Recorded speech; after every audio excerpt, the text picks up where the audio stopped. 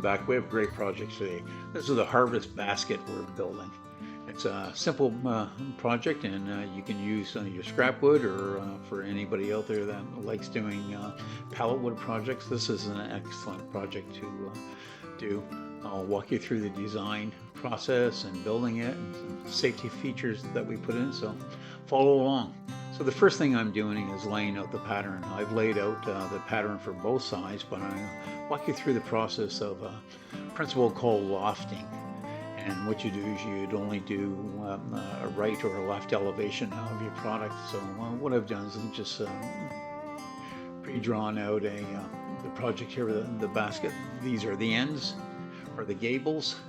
So I've just used a hand for the corners.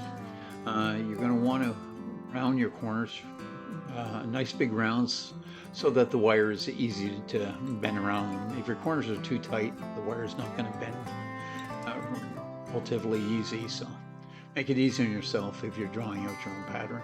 I'll give you the sizes on this and the material that I've used, and I designed the project that I could use dimensional lumber without cutting it down. So this project is for the homeowner and the person that's doing small projects on the weekend. So I'll try and do it with a minimum amount of tools. So the red lines I'm drawing out would be the left elevation of the project. And when you draw a project that's lofted, you just draw on one side, and then we cut it down the center, and then you do a layover like a book match. And what that'll do is that'll give you a mirror image on the other side, and then you'll end up with one pattern. So I just sort of freehand it top here. You want to make the top broader for where the dowel will be going through in the handle of the project, and this will give it a little bit more strength. I'm just showing you here my bandsaw, and what I'm showing you here is I've got a small red disc here. I got a magnet on it, and whenever I take the tension off my saw, I'll take that and put it on the saw, so I know when I go to the saw that I have to tension up the blade. So here we are. I'm cutting it right down the center. I didn't have to have this full sides. I could have just had one side of it, but I want to show you what the project was going to look like. So we're cutting it out here now. And what I use a lot of in the shop, and it's really inexpensive, I use 1/8 hardboard or masonite board for all my patterns, and pretty well anything I do, I'll draw out a pattern, especially if you want to do more than one. But it just makes freeze, and with the cost of the material and everything too, it's a good way to save a little bit of money. What I was doing there was just waiting for the blade to stop so I could back it out and start again. I've noticed on YouTube a lot of people will pull backwards on their blade to remove the piece so they can reposition their blade. That's wrong. You shouldn't do that. Wait till the saw blade stops, and then you can back it out. So I'll just continue along here and cut this out. You can see how easy it cuts when you're only cutting this 1/8 board. That's easy to sand too. I'll cut a full pattern, so I'll take this, and here it is here matched up to the other side. Like I said, I already drew out the other side, but what I'll do is I'll lay this over, and this is what I'm talking about. So this is called book matching. So we're just laying it over and trying to get the mirror image of it. I'll just trace that out. I'm using a marker there to mark it out.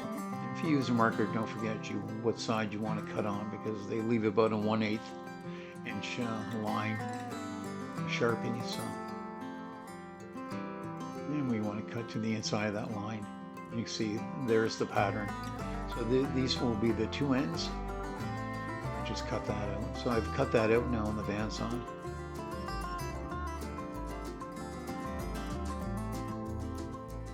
pieces will come off. And that's a full pattern.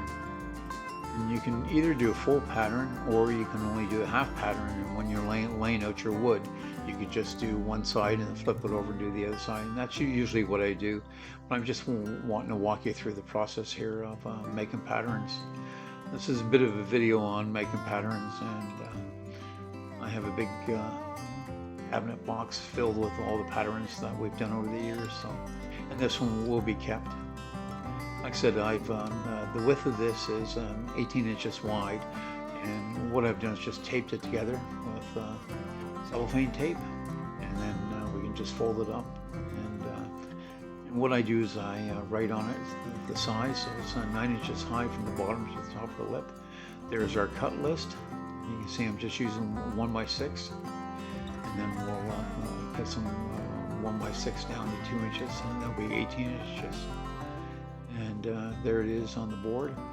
And I didn't want to use really refined lumber, so I did, I have some clear lumber here, but it's a little bit stained and stuff, so we're going to use that. And I like to use biscuits, so I've got to really appreciate your support to the channel. So if you could do that, and subscribe as well, please. And if there's any projects that you're interested in seeing me do, please send us a line, drop us a line. We will be more than glad to check them out and do them, because we're always looking for new projects to do as well. So here I am just putting in some biscuits. You can see I had them all marked out, and it's just a quick way to fasten things. I have a designated board for the bench. Don't hang on to your wood and try and run the biscuit machine into it. It's a wild blade, and if your hand slips or something, you end up cutting your finger off. So if you do use a biscuit joinery machine, please follow the instructions. And there it is there. We've just joined it together. It's quick, and this isn't glued or anything. We just pop them in to check them for size, and you can see how quick they go in. So we'll just take them apart and glue them. And what I do is I use glue on the biscuits. This is an exterior glue, because this is a basket that will be used outside in the rain and stuff. And it's also climbers to use these as well. And then what I do is put a bit of fast set glue, super glue, in between the biscuits. And then we'll put some more glue on the biscuits. And this is a Type 1 glue. It's waterproof glue, and then we'll just line it back up with our marks. And what the super glue will do will make it bond right away. And you always want to glue your biscuits with white glue. They're compression biscuits, so whenever you add moisture to them, they'll swell up in the joints. So you want to get them in as soon as possible. And once they swell up, they'll really give a nice fit. We'll just continue on and glue them and get this all together. And this will be our block size. You can see that in my two smaller ones on the side were cut to 9 inches, and then the longer one was at 18 in the center. And I haven't cut these boards at all. These are dimensional boards. These are 1x6. I did that on purpose, so if there's anybody wanting to do this at home that doesn't have access to a table saw, you can just get some lumber at the lumber store.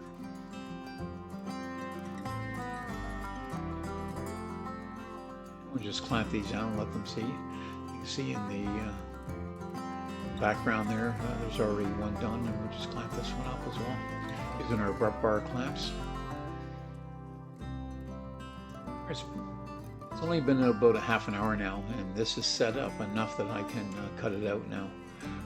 That's what's nice about using the super glue and the white glue with the biscuits. You can continue on with your project right away.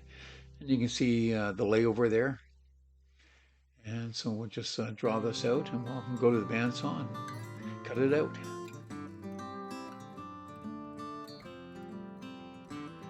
We've cut it out on the bandsaw, and now we'll just give it a sand. And just I'm trimming up the sides there a bit and going to the corners. Just smooth it out.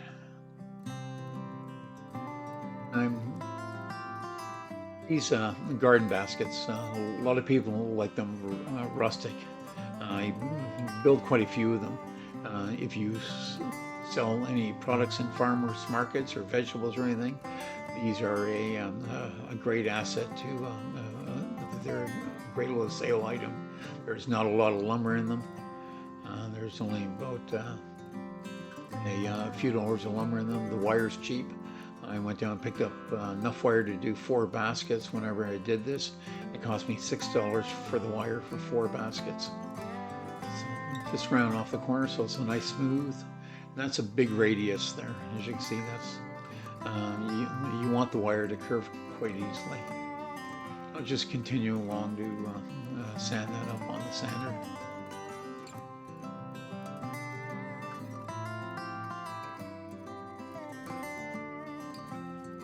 Like I was mentioning earlier, we're always looking for new products and projects. So if you have anything in mind you'd like to see, please send us a line.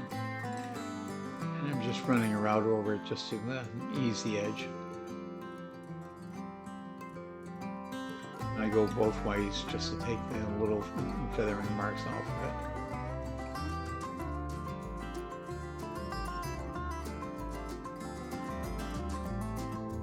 And after they're done, I just gave them a flat sand on the faces just to smooth them out a bit. If you have any old lumber, like any old barn lumber or painted or multi-painted stuff, this would be a great way to use it. You know, you can get that rusted look. You see there's a pattern that I'm just throwing over top of it. And you see how it's good to have the pattern. So what I'm doing is just laying them over top in tandem, and we'll find the center of the hole. And I do a lot of wood turning, so this is a gauge that we use for wood turning for finding centers on rounds. So I just do a lot of multi marks on it. I can't go all the way around, but I can go about 3/4 of it because we flared the bottom. And then we can just find the center. Go drill a pilot hole. You can see the center right there.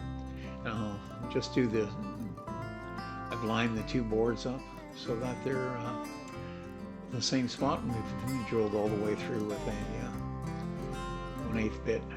Now we're using a Forstner bit, and when you're using a Forstner bit, drill about 3/4 through one side, and then turn it around, drill the other side. Then you'll have a nice clean hole. You see the holes come out nice and clean because we've drilled through both sides. We're just mounting our side rails on. What I've done is put a 3/4 inch saw kerf just offset from the center of the board, and I just set up a table saw and ran a saw kerf in that. And these go on the outside, not on the inside. You want to go on the outside. You'll have a lot stronger fastening system if you're not going into end grain. If I was to put them on the inside, dividing up the 2 panels, you'd be going into end grain wood. It would eventually pull out. This way here, when you're going into the grain sideways, it's a lot stronger. And what I use is a 14 gauge wire, and I just stick that in the channel and I follow the wire all the way along, and then I'll go up and I can bend it around the corner and go and cut it off to where I need to go into the other channel, and it'll fit right in. And that'll give me almost an exact size of the wire. So there's the wire we're using, and I stayed with dimensional sizes, like 1 inch. So this wire is 1 inch squared wire, so it's easy to cut it on the ends and stuff. And it's 18 inches wide, so you don't have anything projecting over the end. So we have galvanized staples and our power stapler here, so I'm just stapling that on, and I'll bring it right around the corner. And ends are stuck into the channel, you can see in the bottom. We'll follow that all the way around. You can see how it follows along the radius nice and easy. And that'll give you a nice look. So this is a large basket. You can see how it goes into the channel. And this is a bit of a safety edge, and then you don't have any wire sharp edges coming up through the top or something. That would get your hands or fingers while you get into it.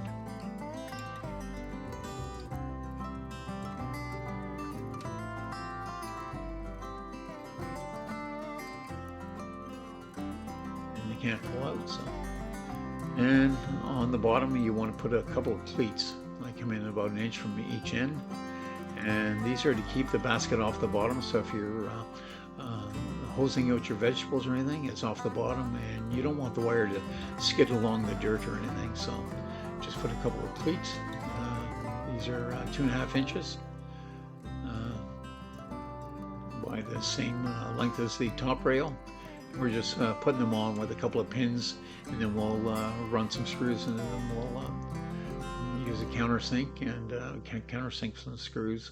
All the screws that I've used too are porcelain coated screws. The material that I'm using here is cypress or yellow cedar, and so if we didn't use porcelain screws, they would show bleed black. And using a porcelain screw, we're not going to have any problems with them rusting. They're inexpensive now. So those are the green ones that you'll see. Just get this fastened, and then we'll put our handle in. And the dowel that I'm using is a 1-inch dowel, but I made a 1 1/8 inch hole. That's because I want the dowel to be able to move while you're carrying it, so that it's not fixed, solid. As you're walking along, so that it can sway back and forth. We'll just run some screws in there, and using a 1 3/4 inch screw, and I'm just putting a couple of staples in the bottom of the cleats in the bottom, and that'll just help support the wire again. There you can see the form of the basket, and this is a large basket, but you can take the exact same dimensions and just downscale them on the sides and on the depth. I'd keep the handle the same length. I stood up, and an 18-inch handle is easy to bend over and pick up. I'm just showing you the pattern again within the basket, and so there we are. It's all complete. We've done the bottom. You can see the screws fastened on the outside, and there's the harvest basket. So please support the channel, and please subscribe, and I hope you like this. And we put a little teeth on the end of it of an apple, and that's only a 1/4 inch wood that we cut up and painted as an apple. And you can see that I've cut a couple of rounds just out of some alder, and screwed those to the ends of the dowels, and that's to allow the dowel to move back and forth. There's our wisteria. So it's early spring here, so this is getting ready for the harvest season. So I hope you enjoyed this project, and please follow along. We have some more projects coming up, and thank you very much. I'll just leave you with the pictures here of the basket, and like I said, these are a great weekend project, and it can be used for apples and different kinds of fruits and stone fruits, and harvesting your vegetables. And if you live along the coast, they're a great climbers basket. Clams, mussels, cockles, whatever you're harvesting from the ocean. So enjoy. Thank you very much for watching.